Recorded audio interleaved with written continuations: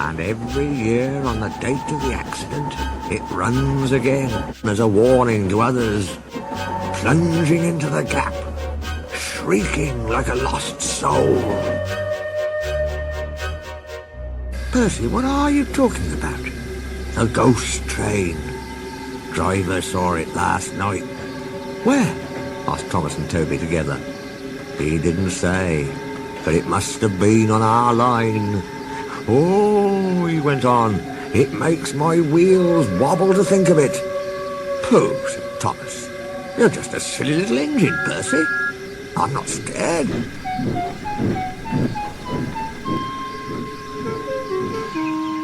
Thomas didn't believe in your ghost, said Percy next morning. His driver laughed. Neither do I. It was a pretend ghost on television. Percy was disappointed.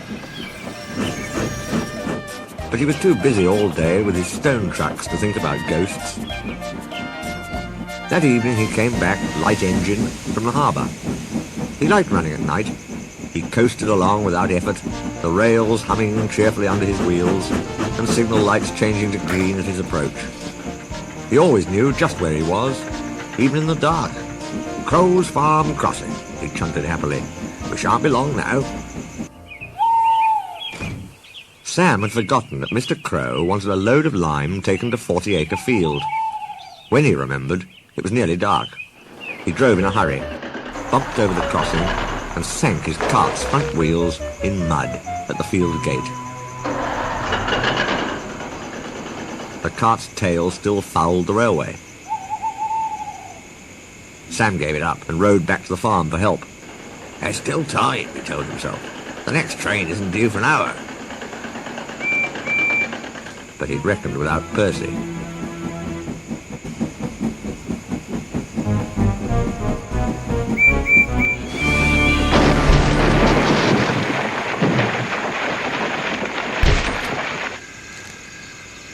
Percy broke the cart to smithereens, and lime flew everywhere. They found no one at the crossing, so went on to the nearest signal box. Hello, said the signalman. What have you done to Percy? He's white all over. Percy's driver explained. I'll see to it, said the signalman. But you'd better clean Percy, or people will think he's a ghost. Percy chuckled. Do let's pretend I'm a ghost and scare Thomas. That'll teach him to say I'm a silly little engine. On their way, they met Toby, who promised to help.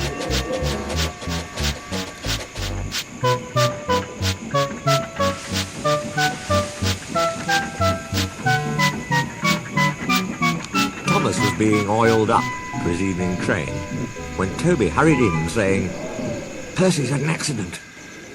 Poor engine, said Thomas. Botheration. That means I'll be late. They've cleared the line for you, Toby went on. But there's something worse. Out with it, Toby, Thomas interrupted. I can't wait all evening. I've just seen something, said Toby in a shaky voice. It looked like Percy's ghost. It said it was coming here to warn us. Pooh, who cares? Don't be frightened, Toby. I'll take care of you.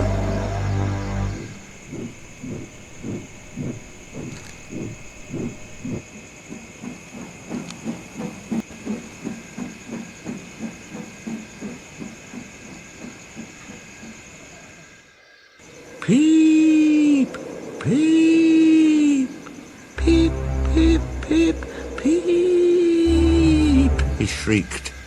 Let me in, let me in, said Percy in a spooky voice. No, no, answered Toby, not by the smoke of my chimney, chim. I'll chaff and I'll puff and I'll break your door in, oh! Whoa, dear, exclaimed Thomas. It's getting late. I'd no idea. I must find Annie and Clarabelle. He hurried out the other way. Percy was none the worse for his adventure. He was soon cleaned. But Thomas never returned. Next morning, Toby asked him where he'd been. Oh, well, said Thomas, I knew you'd be sad about Percy, and I didn't like to, intrude. I slept in a good shed. And, he went on hurriedly. Sorry, I can't stop. Got to see a coach by the train. And he shot off like a jackrabbit.